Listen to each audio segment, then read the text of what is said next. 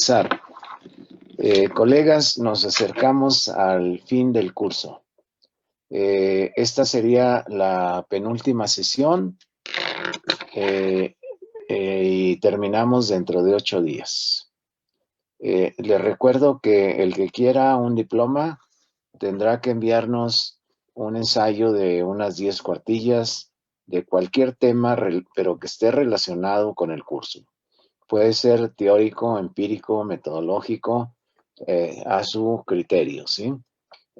A cambio de eso, si lo envían, recibirán su diploma. Si no les interesa, pues no hay mayor problema.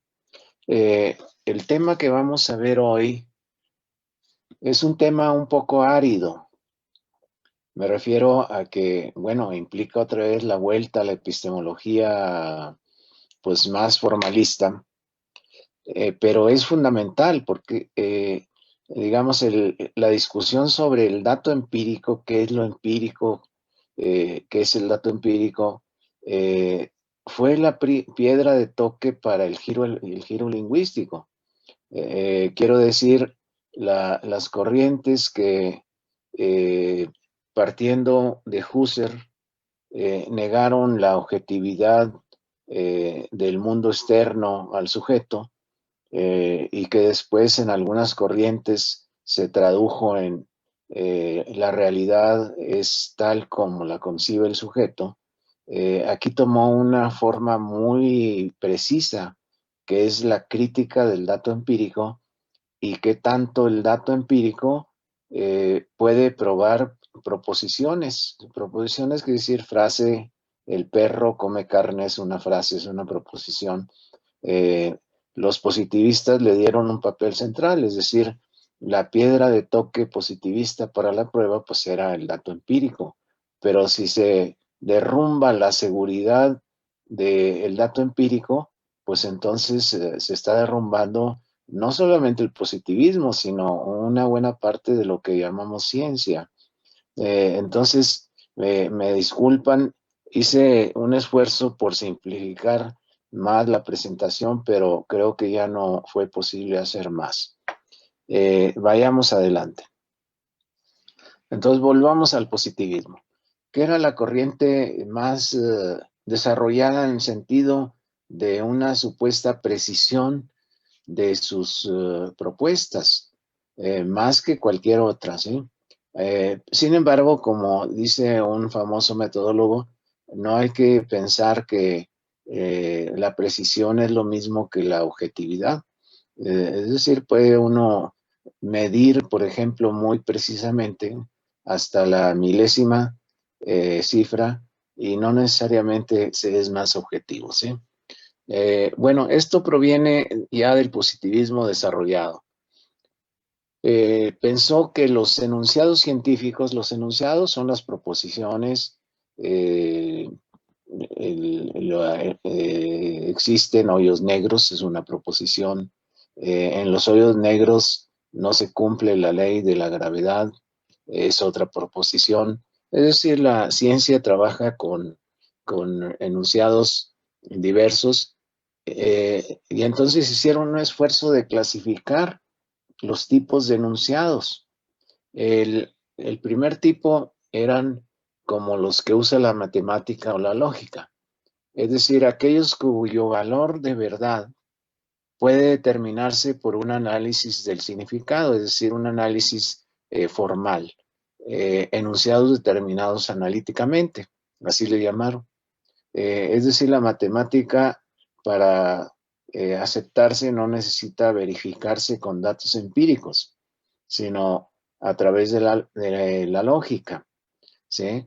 Eso no lo vamos a tocar, simplemente dejar asentado. Y los enunciados sintéticos le llamaron a los que están apoyados en la experiencia. La experiencia, pues, se va a traducir en datos empíricos. Están apoyados en datos empíricos. Esto ya era una idea más antigua, pero ahora estaba enunciada de manera pues más precisa. Entonces, vayamos a los enunciados sintéticos o aquellos que están apoyados en la experiencia o en el dato empírico. Esos enunciados basados en la empiria tienen sentido empírico, es decir, se refieren a algo del mundo empírico si se pueden traducir a un lenguaje empírico. Esto parece un trabalenguas, ¿no? Pero tiene que ver con que hay dos niveles de lenguaje, ahorita lo vamos a ver. Es decir, los conceptos teóricos no tienen que ser directamente observados, ya están más allá del círculo de Viena. Estoy ya en la parte más sofisticada y actual del positivismo lógico. Es decir, los conceptos teóricos no tienen que ser directamente empíricos o directamente observables, sino traducibles en un lenguaje empírico que parece complicado, pero nada más quiere decir pasar del concepto a los indicadores.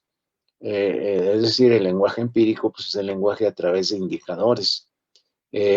Pero se reconoce que la ciencia trabaja con conceptos solo parcialmente o indirectamente interpretados. Interpretados, lo que ellos entienden por interpretados es pasado el concepto teórico a indicador empírico, ¿sí? Pero solo parcialmente. Y entonces eso llevó a lo que yo había mencionado en varias ocasiones, la teoría de los dos niveles de lenguaje de la ciencia, que provino de Carnot. Un lenguaje teórico que no se observa directamente, eh, por ejemplo, el concepto de masa no es observable directamente, el que es observable es el de peso, hay una diferencia entre uno y otro. La clase social, pues no se observa directamente, sino alguien lo podría observar a través de nivel de ingreso, ocupación, nivel educativo o algunos indicadores de ese tipo, ¿sí? Pero no directamente. Y un lenguaje observacional. Esto fue una especie de avance muy importante dentro del positivismo, porque el positivismo lógico pensaba que todos los conceptos de la ciencia tendrían que ser directamente observables, y eso limitaba enormemente el pensar científico.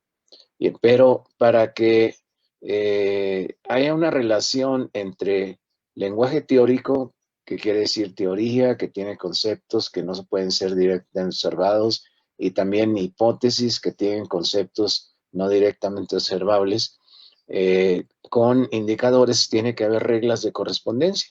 Es decir, ¿cuáles son las reglas de correspondencia de la marginalidad? ¿Sí? Y entonces, bueno, los investigadores sociales proponen reglas de correspondencia, pero estrictamente, dicen los positivistas, esas reglas de correspondencia son parciales e incompletas. Es decir, no hay una garantía estricta de que el indicador indique. Esto ya lo habíamos mencionado. Eh, Acerca del empirismo, el enunciado empírico tiene sentido empírico, es decir, dice algo de la realidad empírica, si puede ser inferido lógicamente, inferido, eh, inferencia inductiva eh, de una clase finita de enunciados observacionales. Es decir, si yo digo todos los perros son negros, ese es un enunciado sintético. Pero para llegar a eso, pues tengo que observar, este perro es negro, este otro perro es negro, este otro perro es negro. Entonces, estoy infiriendo de una clase finita, no puede ser un conteo infinito, de enunciados observacionales. Observacionales cuando digo, mi perro Firulais es negro. Este es un enunciado observacional, ¿sí? Eh, y aquí es donde entraba la crítica a si de esa manera se podían establecer leyes universales a través de la inducción. Entonces, bueno, ya se había llegado que si se buscaban leyes universales, pero no pueden inferirse en el sentido de inducción de enunciados observacionales singulares. Repito el ejemplo, todos los perros son negros. una pretensión de universalidad. Y entonces, ¿cómo lo pruebo? Pues a través de enunciados singulares. Singulares, pues este perro Firulais es negro. Este otro perro Lola es negra. Este otro perro, Damián, es negro. Esos son los singulares. Y así sigo, pero no puedo seguir indefinidamente. Y ahí es donde entró Popper, cuando dijo, yo puedo seguir indefinidamente, pero si en algún momento encuentro que uno no era negro, uno de los perros, pues entonces me derrumba la hipótesis de que todos los perros son negros, es universal. Esto dicho de manera totalmente lógica, ¿sí? Entonces, realmente la ciencia no puede encontrar leyes universales. Esa sería la conclusión. Y la propuesta de Carnap es muy interesante frente a esas dificultades para encontrar leyes universales.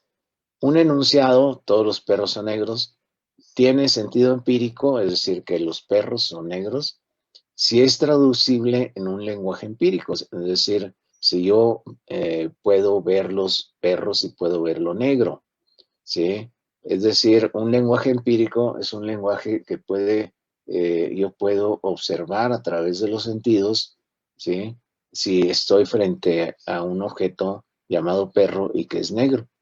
Sin embargo, la crítica de este epistemólogo Scheffler dice que hay un círculo vicioso. Es decir, cuando yo digo que verifico, ¿estoy verificando el enunciado todos los perros en negro o estoy verificando la traducción que hice de conceptos teóricos que no se pueden directamente observar en los términos observacionales? ¿Por qué? Porque tampoco hay una garantía de método de cómo encontrar los indicadores o cómo plantear cuáles son los indicadores, ¿sí? Entonces, es otra dificultad del proceso de investigación positivista. Bridgman, un norteamericano, dentro de una corriente o subcorriente positivista que llamó el operacionismo, trató de encontrar una solución a este problema de cómo se conecta, pero sin haber duda, el concepto teórico con el indicador, ¿sí? Es decir, esa incertidumbre de que estoy hablando de si el indicador indica, no estaba claramente resuelta. Se decía, tiene que haber reglas de correspondencia, pero ¿cuáles son las reglas de correspondencia? O cómo encontrar a través de esas reglas cuáles son los indicadores. Y entonces él ideó una propuesta que le llamó definición operacional. Cada concepto teórico debe definirse en forma operacional, es decir, debe definirse a través de los indicadores. Y por lo tanto, se vuelve al círculo de Viena, todo se reduce a lo observable. Pero claro, la diferencia del círculo de Viena es que todos los conceptos eran directamente observables. Aquí no se le pone esa exigencia, sino que pueden no ser directamente, pero sí reducirlos a ser observables. Entonces, el ejemplo más claro que él pone es esa formulita. El peso de un objeto físico es, eh, eh, bueno, aquí está mal, ¿no? O sea, la masa es el peso dividido sobre el volumen y hay una constante, sí está mal la fórmula, hay una constante 9.8 que supone es universal. De tal manera que la masa se define en la masa que no puede ser directamente observada, se define a partir de dos indicadores que sí pueden ser directamente observados. Esa sería, es decir, cómo el peso sí puede ser directamente observado, pues con una balanza. y como el volumen con una probeta. En cambio, la masa no puede ser directamente observada, es un concepto más abstracto que estos otros dos, ¿sí?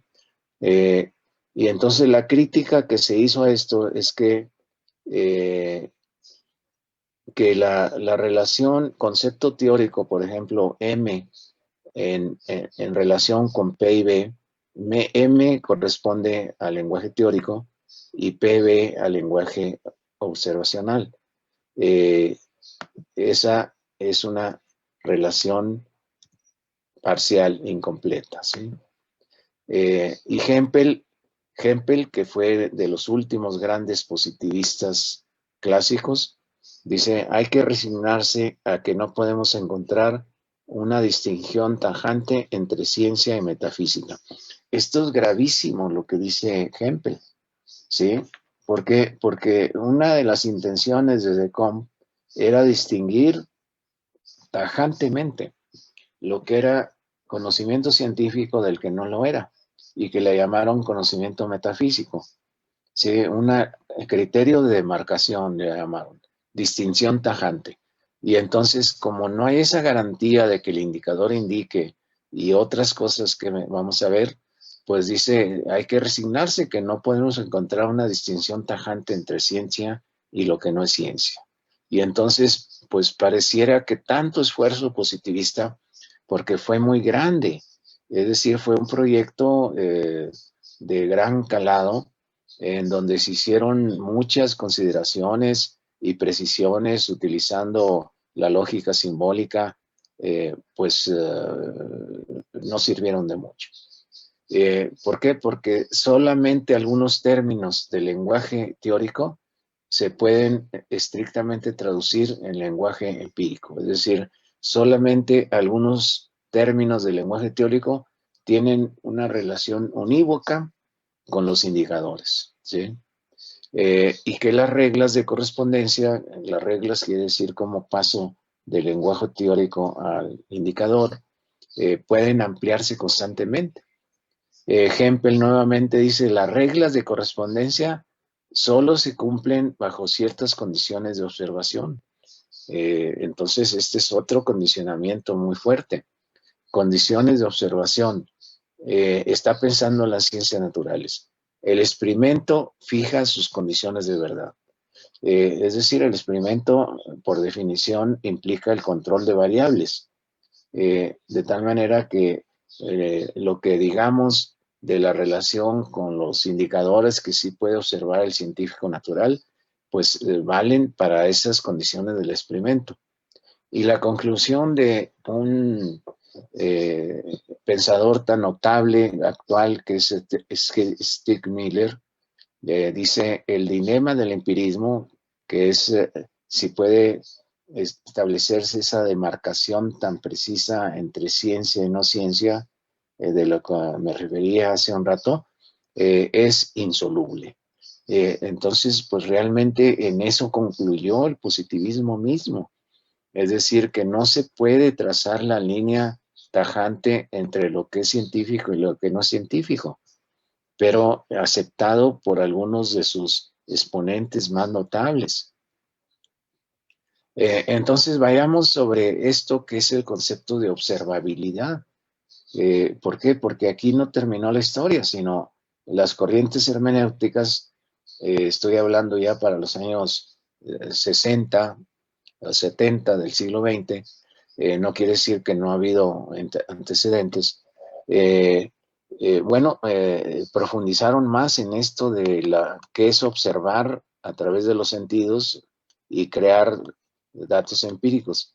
Entonces, un enunciado es empírico si se obtiene a partir de hechos que pueden ser observados, ¿sí? Un enunciado es empírico. Eh, el, el perro es negro, ¿sí? Es un enunciado empírico, a partir de cómo se forma de que yo lo veo. Yo veo a través de los ojos, observo a través de ese sentido, pues que hay un objeto que llamo perro y además de un color que es negro.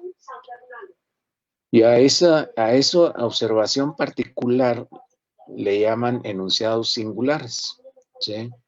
Y esto es muy importante porque dicen, para probar enunciados generales, lo que antes era leyes universales, pero bajándole un poco el tono, para probar enunciados generales, estos solo pueden inferirse a través de la inducción eh, eh, de enunciados singulares. Lo que yo decía, es decir, si yo digo, voy a plantear que todos los perros son negros como algo general, bueno, pues me voy a la calle y veo este perro con pulgas es negro, este perro pequeño es negro.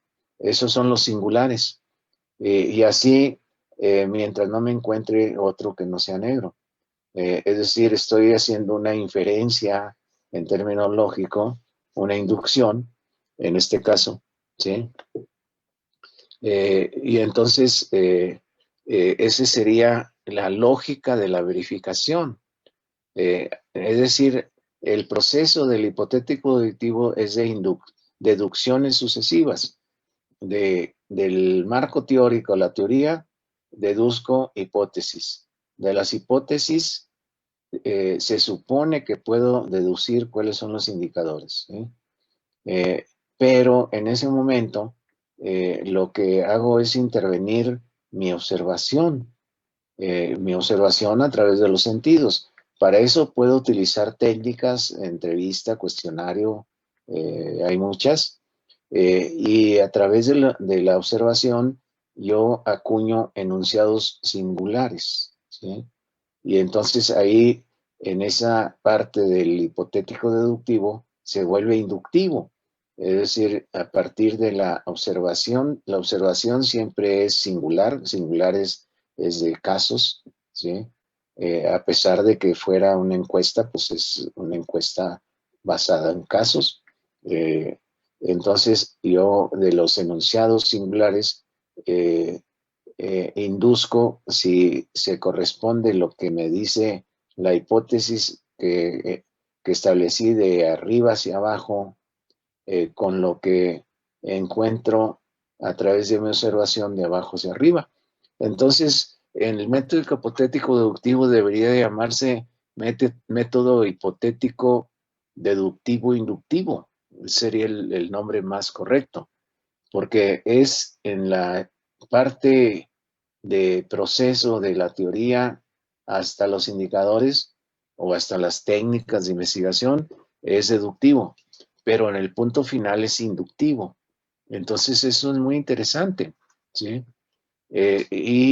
¿Por qué? Porque dicen estos pensadores, eh, solamente enunciados pueden compararse con otros enunciados.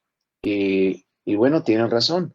Es decir, si yo digo, todos los perros son negros y yo veo un perro negro es un enunciado pero singular. Y entonces, ¿qué estoy comparando? Todos los perros son negros con el enunciado singular. ¿Cómo lo formé? A través de la observación. Pero entonces, ¿cómo observando algo yo puedo llegar a formular un enunciado singular? Y entonces aquí patinan profundamente los positivistas.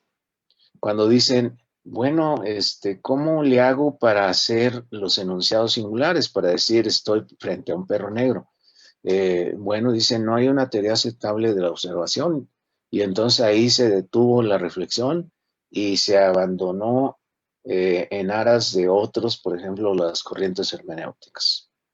Eh, ¿Por qué dicen ellos? Porque la observación es un concepto básico no definido, no es unívoco, va de la percepción directa a la indirecta a través de instrumentos, por ejemplo, a través de microscopios, ¿sí? En donde lo que yo veo directo con los ojos, pues es diferente a lo que veo con el microscopio. Y entonces ahí hay un gran patinaje de la gran propuesta positivista.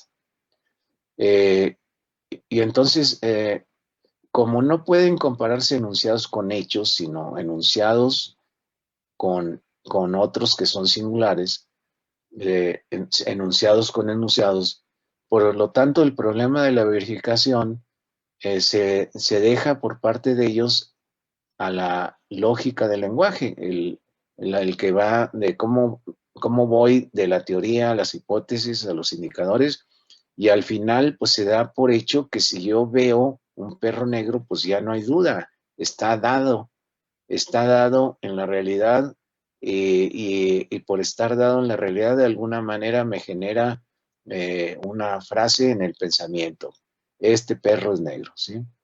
De tal manera que el problema principal del método no es la verificación, sino el problema principal del método es el lenguaje, el uso de un lenguaje preciso, deductivo, ¿sí? Desde la teoría hasta los indicadores, y cuando me enfrento a los hechos, pues simplemente observar adecuadamente de algo que está ahí dado. Y entonces eso que se puede observar directamente también le llamaron enunciados básicos, o enunciados de un hecho singular. Este perro Firulais es negro. Y esa es la única manera como se puede proceder tanto a una verificación como una falsación, y en eso no hay mucha diferencia con Popper. Y más bien Popper anota que por ese camino no se puede llegar a leyes universales, pero tampoco hay una profundización acerca de en qué consiste el proceso de observación a través de los sentidos. Y entonces Carnap dice: los enunciados básicos, estos que yo veo directamente, supuestamente directamente a través de los sentidos, no requieren explicación, están dados. Es decir, veo el perro negro, no requiero explicación de que si es negro o si es perro, simplemente está dado. Y está dado que me genera un enunciado. Y entonces los enunciados básicos tienen la forma de enunciados existenciales singulares. Este perro es negro, este es un enunciado singular, es decir, este perro, y existe. Son observables, lo estoy viendo, y son contrastables intersubjetivamente. Quiere decir, si yo le pregunto a otro, pues me va a decir: sí, tiene razón, este es un perro negro. Y sirven para corroborar o para falsear. De tal manera que el, el concepto de observación a través de los sentidos positivistas pues tiene una enorme pobreza y una imposibilidad de reducir la observación a la lógica. Y entonces vayamos hacia el concepto de lo empírico. En el empirismo clásico, es decir, aquí hay una historia realmente fascinante, pero no podemos dedicar demasiado tiempo porque el público también se cansa, ¿sí? Entonces, vayamos un poco más atrás de los positivistas. Locke dice: solo son reales las sensaciones simples, ¿sí?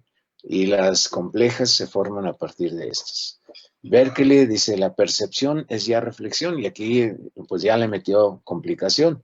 La percepción está refiriéndose a través de los sentidos, es decir, este perro es negro, ¿sí? Es una percepción de un enunciado básico: este perro es negro, ¿sí? Pero no simplemente está dado, sino que entra a través de los sentidos y se mezcla con pensamientos, ¿sí?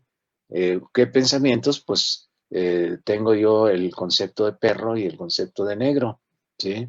De tal manera que la percepción se mezcla automáticamente con reflexión para poder decir: este perro es negro. Entonces ya le mete una complicación fuerte, que quiere decir no está simplemente dado o así como lo veo, así es, sin ninguna discusión. El mundo externo al sujeto y el de la percepción no coinciden. Entonces, esto es un camino que lleva hacia el subjetivismo, ¿sí? Y al dualismo y a las corrientes hermenéuticas que le dieron con todo al positivismo, aunque esto fue varios siglos antes. el positivismo en realidad no logró trascender o superar estas aseveraciones de Berkeley porque es incapaz de pensar la realidad fuera de la lógica, como realidad histórica y como práctica. Y entonces, en síntesis, sobre el dato empírico, podemos hallar varias posiciones. Una, la que yo dije de Carnam, el dato ahí está dado, y si lo observo a través de los sentidos, no dudo que es verdadero, ¿sí? Y que lo estoy captando tal cual, y no requiere mayor explicación, ¿sí? La otra, y tiene el problema eh, de convertir el problema de la verdad en una lógica histórica. Es decir, que el método es un problema de arriba de la verificación, es decir, de cómo pasar de la teoría hasta los indicadores. La otra es, el dato empírico depende de la conciencia en forma indiferenciada, lo que dije de Berkeley. Eh, pero también de manera muy extrema está en Husserl, ¿sí? Que conduce a un idealismo, ¿sí? Y a un empirismo subjetivo. El empirismo subjetivo, en lugar de reconocer los componentes subjetivos del dato, es decir, que el dato tiene, que la manera como lo capto tiene componentes subjetivos, se subordina a lo subjetivo, es decir, lo único que hay es cómo aparece en mi conciencia.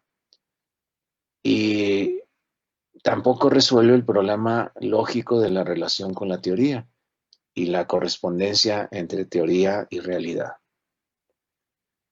Una posible alternativa es no entregarse a la idea de que el dato está simplemente ahí dado, sino porque hay muchas maneras de percibir.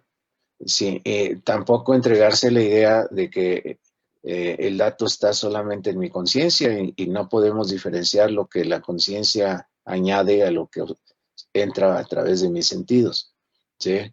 Eh, Sino que el dato es una forma de relación del sujeto con el objeto. ¿Cómo lo podemos ver de manera más sencilla?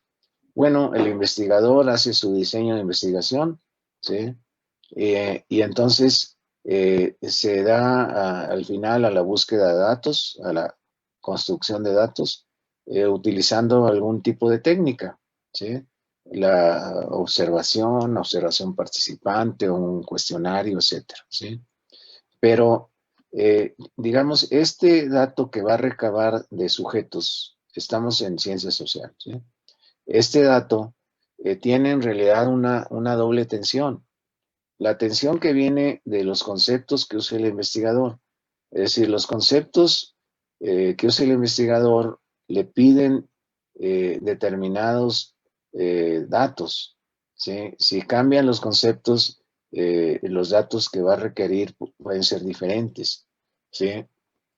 Pero por el otro lado, al recabar, al entrar en relación con los sujetos a través de la entrevista, el cuestionario, la historia de vida, en los grupos de discusión, el sujeto que responde, pues es también una parte de los que construyen el dato según las respuestas que da, de tal manera que el dato está sujeto a esa doble tensión entre el investigador y sus preferencias teóricas y también cómo comprende el sujeto investigado lo que el investigador le pregunta y si le da el mismo significado a las preguntas del cuestionario, de la entrevista, que tienen para el investigador y no necesariamente es así. ¿Por qué? Porque el investigador puede hacer las preguntas y el investigado ubicarlo dentro de su panorama cultural, dentro de su experiencia y darle otro significado y por lo tanto no coincidir los significados que busca el investigador con los que está dando el investigado. Y entonces ahí está el meollo del problema. Es decir, que el dato no está dado, sino que el dato está construido siempre. Es que se equivocaban los positivistas, de decir no tiene discusión porque lo veo, porque lo oigo. Es decir, que no tiene discusión si yo pregunto ¿está usted de acuerdo con la cuarta transformación de López Obrador? ¿Sí o no? Y la gente me puede contestar sí o me puede contestar no. Y entonces el positivista dirá, pues no hay duda, tanto por ciento dijo sí. Sí, pero ¿cuál es el significado que el investigado le dio al sí? ¿Es el mismo que está pensando el investigador? No necesariamente. ¿Sí? De tal manera que sobre el dato están influyendo cuáles conceptos tiene el investigador de estar de acuerdo, de consenso, de legitimidad de un régimen político y qué es lo que está entendiendo el investigado acerca de problemas como esos que mencioné.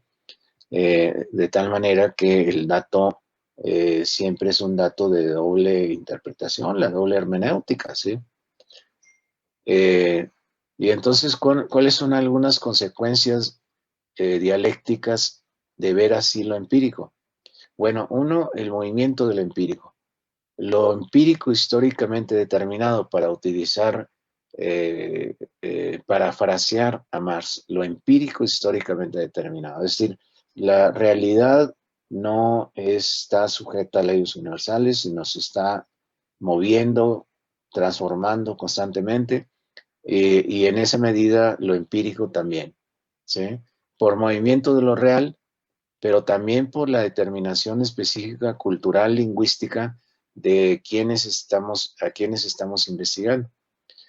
Lo empiria y el nivel de la realidad, es decir, el nivel de la realidad pensada por niveles, no en un solo plano, ¿sí? Pensarla en un solo plano es lo que logran ver, lo que logra captar a través de mis sentidos. Pero ya dijimos, eso es muy chato, porque aún en las ciencias naturales, lo que se logra captar a través de los sentidos, pues cambia si se cambia el instrumento. O sea, yo puedo ver con los sentidos una agua turbia, pero con un microscopio pues veo un montón de microorganismos y entonces es otro nivel empírico, es decir, el agua turbia es un nivel empírico, pero también el de los microorganismos con microscopio observados es otro nivel, ¿sí? Entonces no es que lo empírico sea un solo nivel, depende de los instrumentos utilizados. También es válido para lo social, o sea, no lo vaya a captar igual con un cuestionario que con una entrevista o en un grupo de discusión o en una observación participante. Entonces, sobre la empiria depende de qué nivel de realidad estoy. La introducción del concepto de mediación, ¿sí? Y de planos de lo empírico, es decir, lo empírico no es la costra de la realidad, ni es de un solo nivel, sino es multinivel y puede ser profundizado sin que haya algo así como el tope de profundización de lo empírico. La empiria y especificidad, es decir, lo empírico puede tener componentes generales y componentes específicos de lo empírico, ¿sí? Lo empírico y la subjetividad del sujeto-objeto. El sujeto-objeto no solo es perceptor de empirias, sino es constructor. Es decir, el investigador no solamente percibe, sino que a través de sus conceptos, sus técnicas de investigación, construye empiria, ¿sí? Eh, eh, de construcción en su pensamiento cuando hace la investigación, pero si se vincula con procesos de transformación con los sujetos, también en la propia realidad, ¿sí? Eh, la empiria y cómo ésta puede estar estructurada en un campo, ¿sí? Es decir, el dato empírico no puede verse solo, sino como parte de un campo, de un gestalt, ¿sí? Eh, entonces, esto también es importante señalarlo. Eh, el, es decir, de aquí, la hermenéutica que parte de los años 60, 70, ¿sí? En el llamado giro lingüístico y otras corrientes aledañas, digamos, le dio mucha importancia a este tipo de discusiones que minaron profundamente la confianza en las propuestas positivistas. Si yo no estoy seguro acerca de que puedo lograr verificar sin discusión porque estoy observando los datos, pues entonces el problema de la verdad se pone a temblar, ¿sí? Si los datos dependen del concepto, entonces al cambiar los conceptos cambian los datos, pero entonces ¿cuál es la verdad? Y así habrá más teorías y por lo tanto datos diferentes que requerirán y por lo tanto dónde quedó la verdad. ¿Sí? Por eso se llama relativismo. Los ejemplos que siempre pongo de esto pues son muy claros acerca de la informalidad. ¿Sí? Creo que ya se las había puesto, pero lo voy a repetir. Acerca de la informalidad, pues hay una historia bien interesante que en algún momento hemos seguido, de su origen a cargo de la OIT en una misión que envió a África, pero luego se trasladó rápidamente a América Latina e inició una discusión muy amplia. Y se ha transformado el concepto varias veces, ¿sí? No una sola vez. Pero entonces a principios del siglo XX se utilizaba como informalidad la de negocio informal, como aquel que no paga impuestos, no paga impuestos y no está registrado ante algún organismo del gobierno.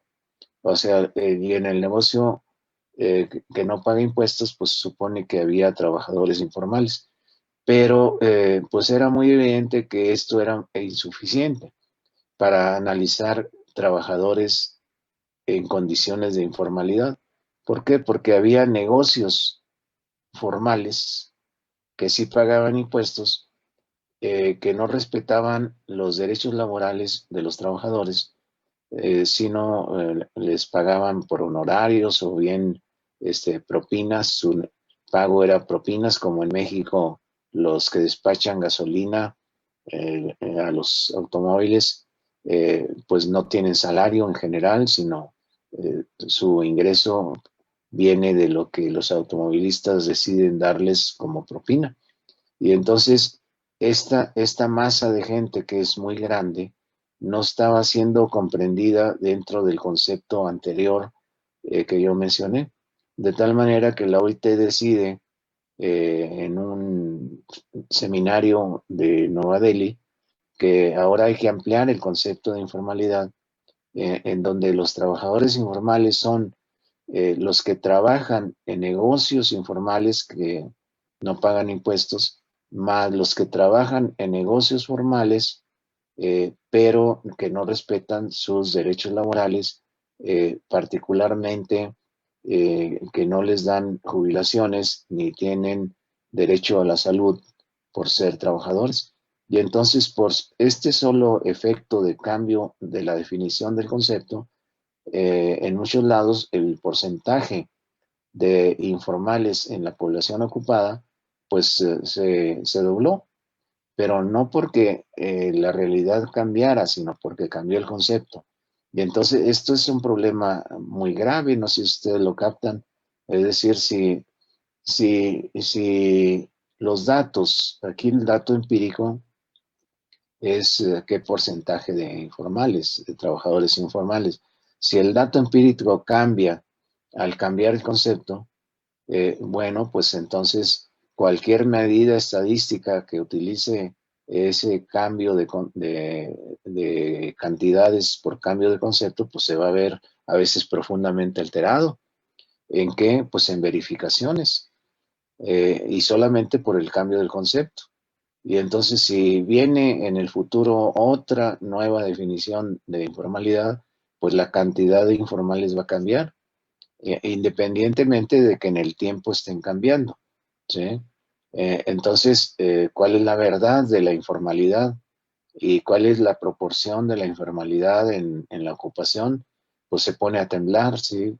Porque si yo escojo una definición muy restrictiva, pues voy a tener una cantidad muy restrictiva de porcentaje de informales, o bien la voy a ver ampliada como en este caso que les puse. Y entonces eso eh, pone a temblar a la ciencia, es decir, que tanto la ciencia depende de los conceptos, ¿sí? Y si los conceptos cambian, cambian los indicadores y cambia la observación, ¿sí? Y por lo tanto, las verificaciones, ¿sí? Vamos a ver la siguiente, Fabiola. Y entonces esto nos permite introducir otra complicación más, que es la complicación de la medición. Es decir, algo que se ha vuelto un fetiche desde hace mucho tiempo. ¿Puede dejar de compartir, doctor? Sí, ahí está. Es decir, la medición y la cuantificación echaron sus raíces muy fuertes en la ciencia, a partir otra vez de la ciencia natural. Yo no tengo nada, está muy pequeña, se puede ampliar. ¿Se puede ampliar, Fabiola? Ahí está bien. Eso. Eh, yo no tengo nada en contra de la cuantificación, como vamos a ver, pero el fetichismo de la cuantificación, pues estriba precisamente en pensar que solamente se pueden probar cosas en la ciencia a través de lo cuantitativo, o que esa es la manera por excelencia y que las otras formas de verificación pues son incompletas, dudosas, de preferencia hay que evitar. La siguiente, Fabiola.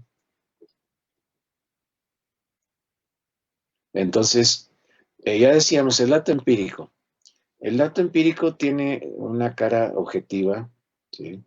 Es decir, no coincido con que el dato empírico es pura subjetividad, ¿sí? Eh, sí, ¿no? Pero también hay que reconocer que tiene una cara subjetiva. ¿Cómo aparece la cara subjetiva del dato?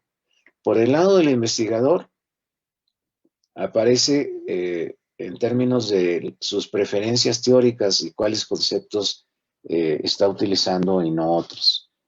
Por el lado del investigado, eh, eh, acerca de la información que proporciona cuando es entrevistado o cuando es encuestado y si los significados coinciden, el problema de la doble hermenéutica, de tal manera que tiene una cara objetiva y una cara subjetiva. Cuando hablo de cara objetiva, no estoy reduciendo el dato empírico a la subjetividad, no estoy en Husserl, ¿sí? Sino estoy pensando que el nivel empírico o los niveles empíricos son niveles de realidad, pero no se puede nada más verlos como niveles objetivos, sino de la relación sujeto-objeto, ¿sí? De tal manera que el dato empírico está en función del lenguaje. Sí es cierto, está en función del lenguaje, como esto que yo les mencionaba del concepto de informalidad. Está en función de la técnica de construcción de datos, es decir, el dato que se obtiene a partir de un microscopio simple a uno electrónico o a través de un cuestionario o a través de una entrevista. Eh, eh, el dato no está dado, aunque no depende solamente del lenguaje. La conciencia o la subjetividad es parte de la relación sujeto-objeto. Que se da a través de los sentidos. Y en este aspecto, para una investigación no hay un dato unívoco, ¿sí? Eh, eh, Unívoco, es decir, un dato que es incuestionable, un dato que no es ya discutible porque ya con él se logra probar, sino es parte del acercamiento del pensamiento a la realidad del sujeto-objeto. Y entonces ya dijimos que lo empírico implica niveles diversos de empiricidad. Es decir, en la entrevista yo puedo profundizar cada vez más. Los que plantean que en la entrevista podría tener un papel el inconsciente, eh, piensen ustedes en Adorno, en la personalidad autoritaria. Bueno, Adorno ahí introdujo desde el punto de vista del marxismo algunas de las técnicas psicoanalíticas populares en la época.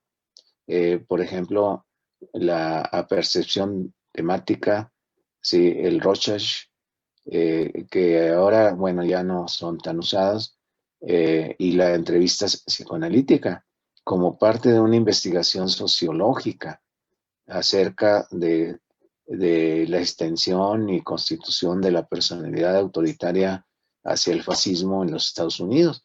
Y entonces, eh, eso, ¿por qué lo introdujo? Porque estas técnicas supuestamente le permitían ir a niveles de profundidad que la simple entrevista y mucho menos el cuestionario no le hubieran permitido. ¿Sí? Entonces, no, no, antes, regresa. Ya dijimos que lo empírico implica también multiniveles de empiricidad. Es decir, en lo económico, pues no va a ser lo mismo el dato empírico para analizar un fenómeno micro como es la venta callejera que un dato económico, macroeconómico, ¿sí? En donde hay que recurrir a otro tipo de indicadores.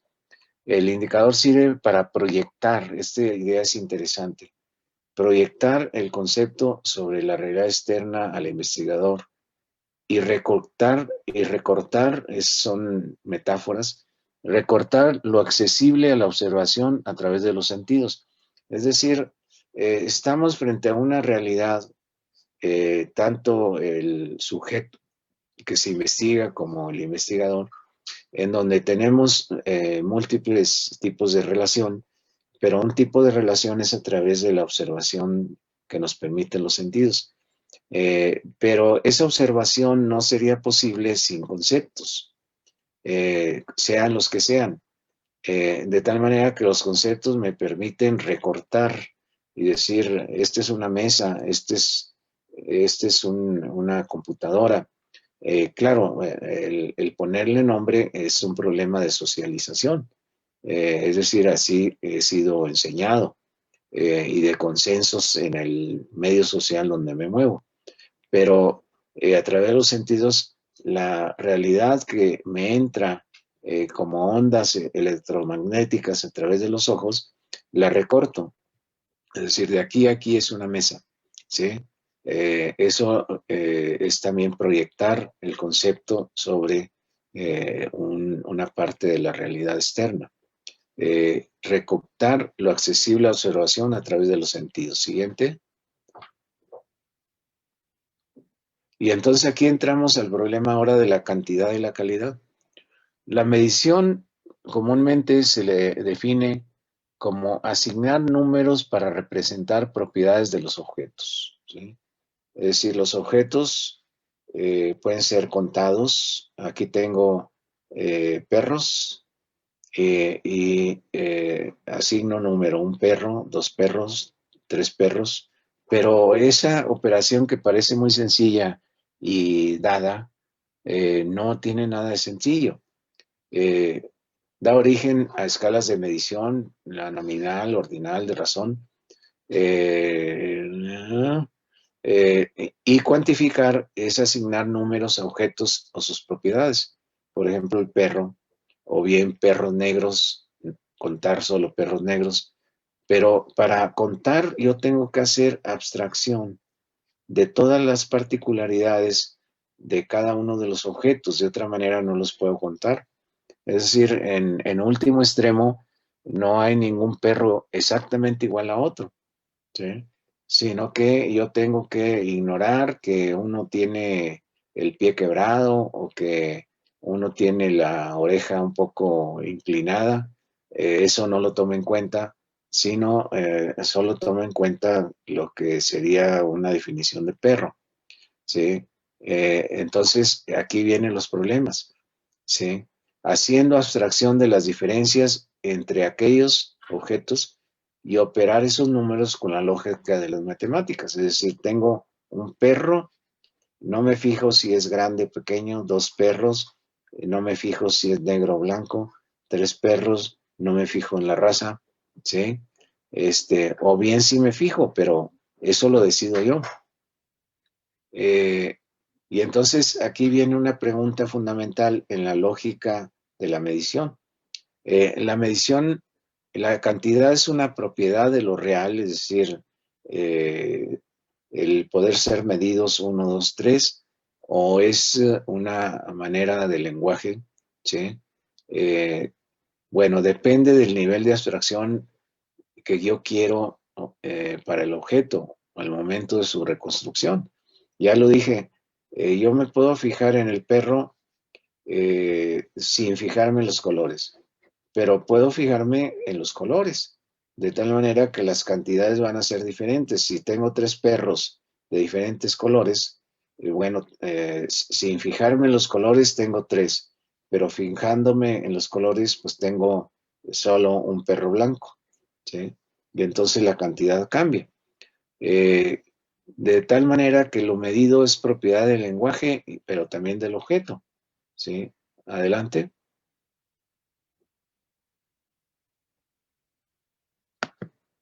A priori no tiene sentido la pregunta si lo que cabe es una medición cuantitativa o cualitativa, e incluso si es pertinente una medición.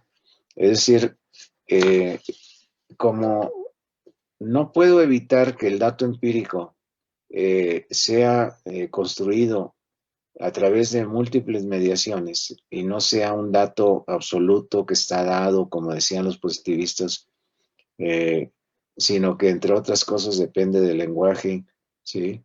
Depende de la cultura, de quién me está contestando, depende de los conceptos del investigador, ¿sí?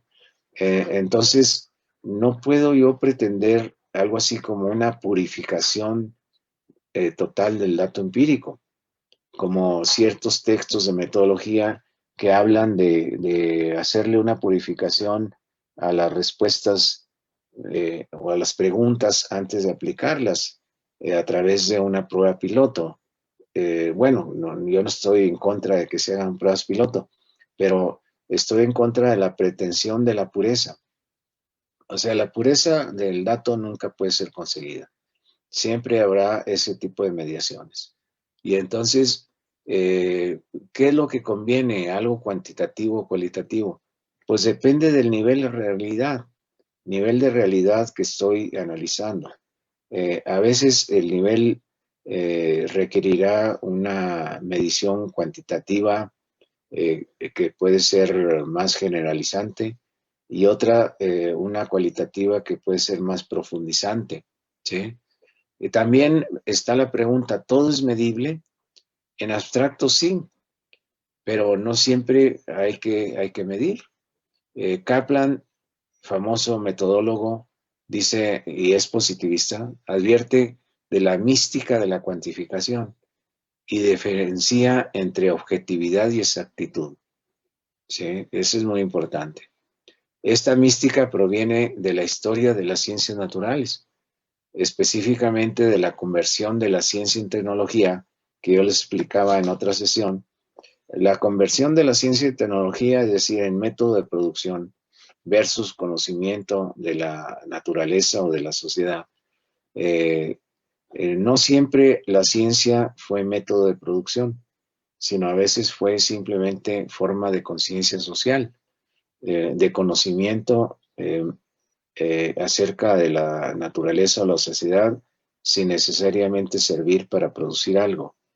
Realmente la conversión, dice Kuhn, se dio hacia mediados del siglo XIX de manera amplia y a partir de entonces está francamente anclada la ciencia natural y una buena parte de la ciencia social en transformarse en método de producción.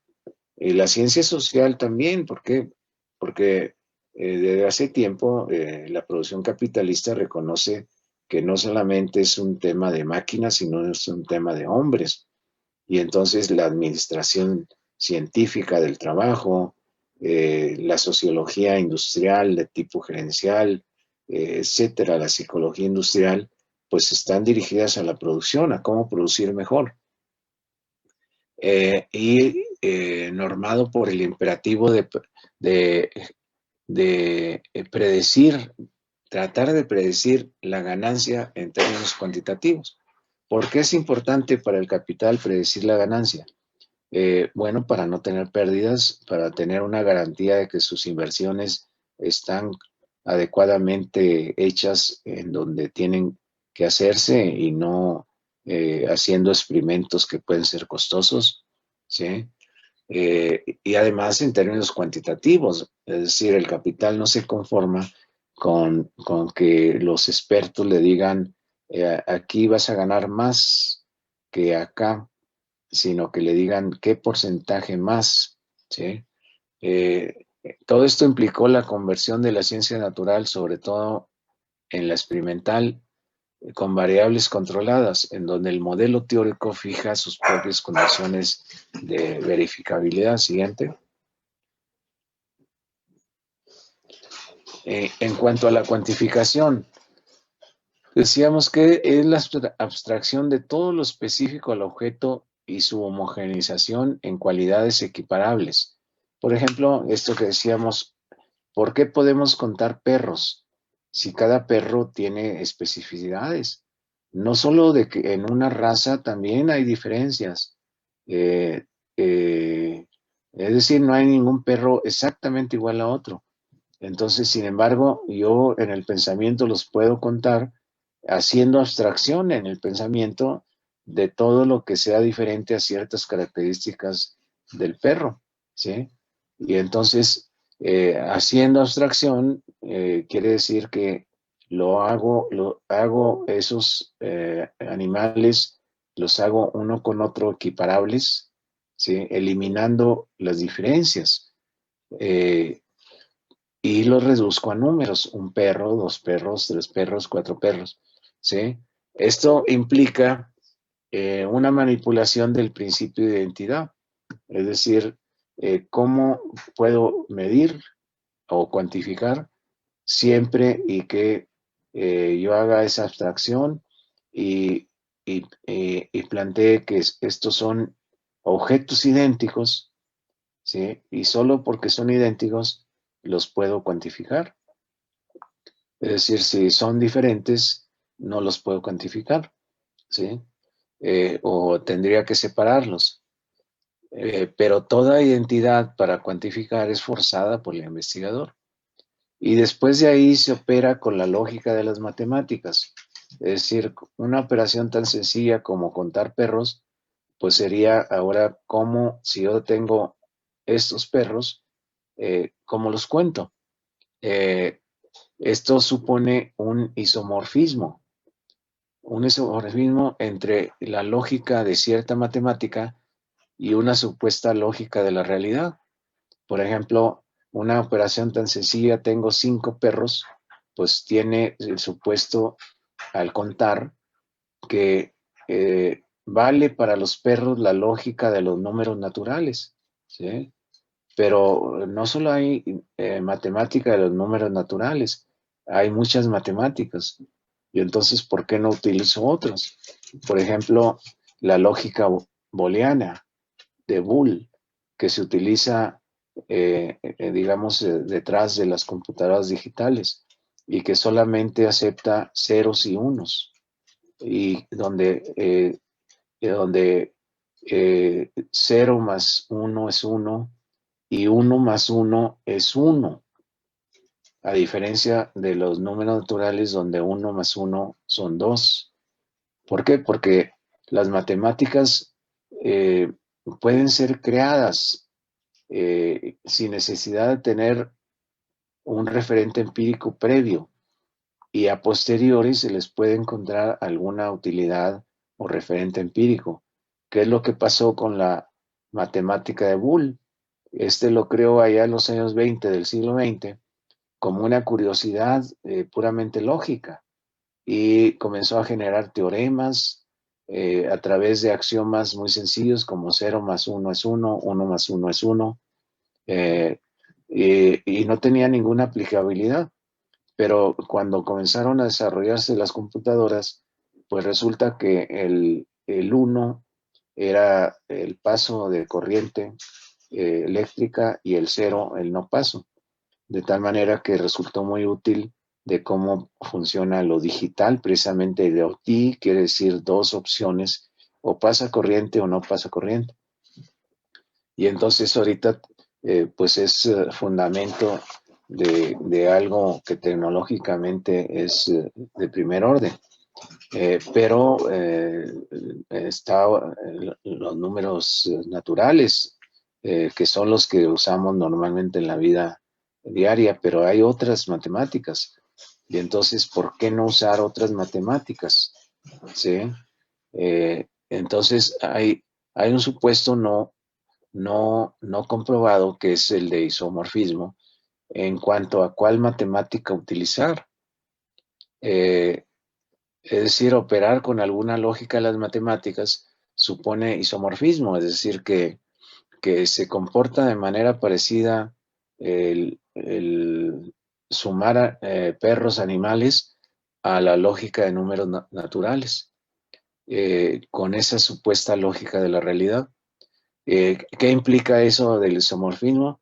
Tener axiomas equivalentes, correspondencia de uno a uno entre los términos de ambos sistemas y conexiones lógicas iguales entre aquellos. Pero no hay teorías ni verificaciones de isomorfismos, sino simplemente intuiciones. En la ciencia natural, el experimento fija sus condiciones de verdad. Otra vez, el experimento quiere decir, se controlan ciertas variables. ¿Sí? Siguiente, Fabiola. Y entonces viene el problema para el marxismo de la cuantificación y reconstrucción de la realidad del pensamiento. El problema de fondo de la cuantificación no es tanto si A es igual a A, si un perro es igual a otro perro, o si el capitalismo de los Estados Unidos es igual al capitalismo de México, ¿sí? Que esto sería el principio de identidad eh, y una manera de contemplar la realidad, sino cómo A puede convertirse en B. Esta es una aseveración de Adorno muy interesante relacionada con la dialéctica. Es decir, no tiene mucha pertinencia preguntarnos si son iguales en todos sus puntos, que no lo van a hacer, o en qué nivel lo son, sino sobre todo cómo pueden transformarse con la intervención de los sujetos. La búsqueda de universales en el positivismo obliga a la homogeneización cuantitativa, a la empiria en un solo plano, ya lo dije. Es decir, ¿cuántos hombres están trabajando para empresas capitalistas? Pues supongo que todas ellas son capitalistas a partir de sus diferencias, ¿sí? Pero puede haber diferencias, a veces tan profundas, que podría decir estas no son estrictamente capitalistas, ¿sí? Eh, entonces, eso simplemente opero en el pensamiento como si fueran y comienzo a contar. En cambio, el paso de lo más abstracto a lo más concreto, volvemos a Marx, implica en lo empírico pasar de lo general que permite la cuantificación a lo más específico, a través de otras técnicas. No todo tiene que ser medido, puesto que las relaciones lógico-históricas no se agotan en la medición, pero tampoco quiere decir que nunca hay que medir. Es decir, la medición nos lleva al conocimiento en cierto nivel de lo empírico y a cierto nivel de realidad, pero no es el último nivel. ¿Por qué? Porque la relación sujeto-objeto es a la vez homogénea y heterogénea. Siguiente.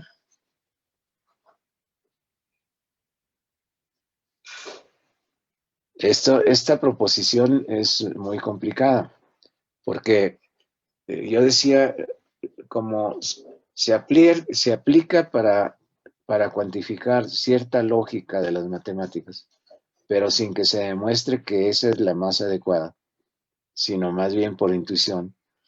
Entonces, ¿cuándo una lógica no es pertinente para cuantificar que otra? Teóricamente implicaría continuar el camino de reconstrucción marxista hasta abarcar a las mismas matemáticas. O sea, las matemáticas no hay una sola, pueden ser reconstruidas. Sobre esto, las respuestas están todavía muy poco claras. Entonces ahí terminamos esta parte. Les decía, esta parte es fundamental porque quiere decir que el dato no es el juez último de la verdad, ¿sí? No solo para el marxismo, sino también de manera muy extendida y que le ha dado la puntilla al positivismo.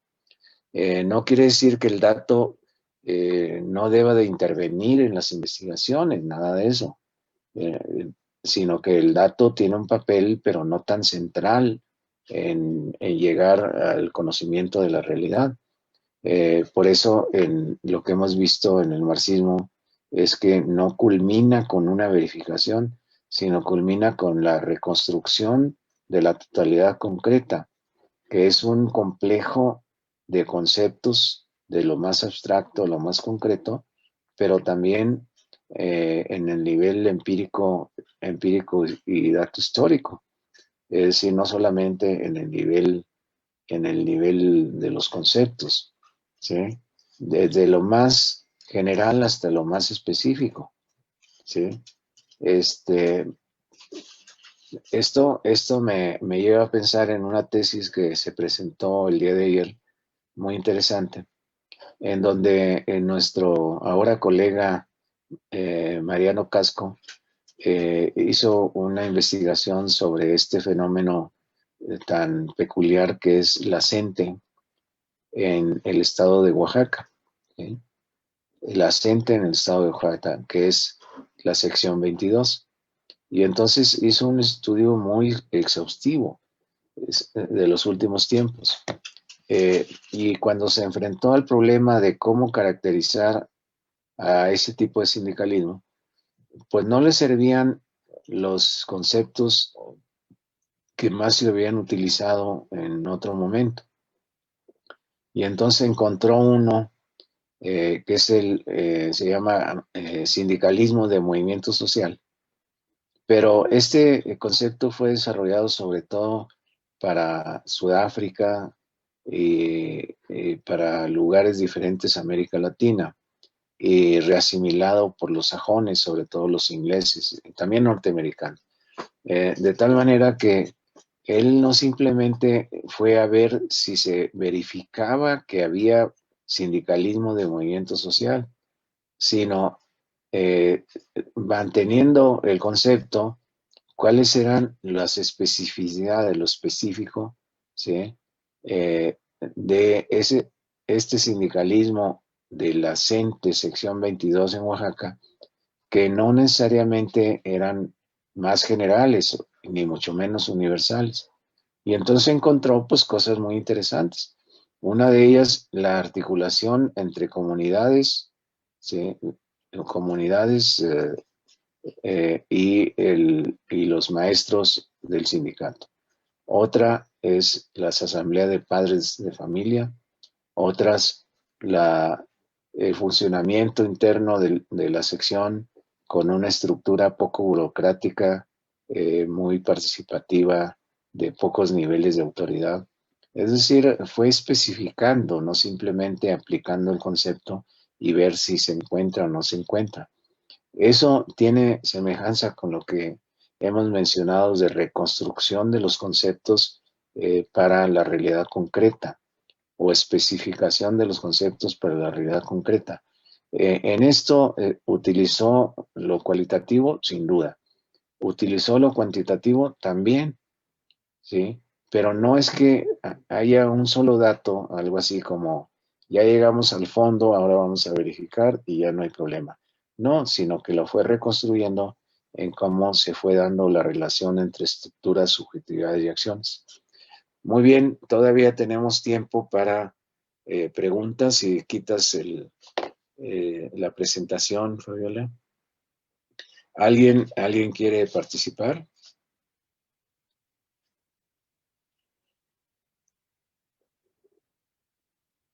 ¿Nadie quiere participar? Sí, doctor, yo tengo una pregunta. Sí. No sé, es que yo me quedé con lo de Hegel, que Hegel dice que sí se puede llegar a la verdad, ¿no? Desde el espíritu absoluto. Y ahora que tú nos planteas y la crítica que se hace a la hermenéutica, ¿no? En el sentido de que los hermeneutas dicen, no podemos llegar a la verdad más que aspiramos, ¿no? A llegar a ella. Mi pregunta sería, bajo este concepto de la configuración, Sí, ¿no? Que sí, todavía yo no lo rastreo en Benjamin y en los que nos has dicho, ¿no? sí, Es, sí. es que estamos diciendo que es una verdad histórica concreta, o sea, no es universal, sino nada más podemos aspirar a una verdad histórica concreta de ese momento. Sí, esa es una parte. Y la otra, en cierto nivel de profundidad, ¿sí? Es decir, le quitamos toda pretensión de absoluta, ¿sí? Aunque sea para un momento histórico, ¿sí? Es histórica, concreta y no absoluta. Se puede hablar de una verdad histórica, concreta, como aproximación, ¿sí? Como aproximación al objeto, en donde esa aproximación es el objeto, no tiene un fondo, ¿sí? ¿Alguna otra? ¿Alguna otra observación? ¿No hay más? ¿No hay más? ¿Seguro? ¿A la una? ¿A las dos? ¿A las tres? Bueno, como ya vamos a terminar la próxima sesión, entonces les recuerdo lo de los que quieran un diploma de eh, antes de antes de Navidad, enviar a Fabiola si tienen su email. Fabiola es mi ayudante. Su ensayo, ¿sí? A cambio de eso recibirán un diploma, ¿sí? No se pasen, vamos a ponerle una fecha más precisa, antes del 15 de diciembre, ¿sí? 15 de diciembre para enviar los que deseen un diploma, ¿sí? Este, los que no, bueno, espero que haya servido para reflexionar este curso, ¿no? Pero terminamos la próxima sesión. Como no hay preguntas, eh, pues entonces nos vemos dentro de 8 días para terminar, ¿sí? Hasta luego.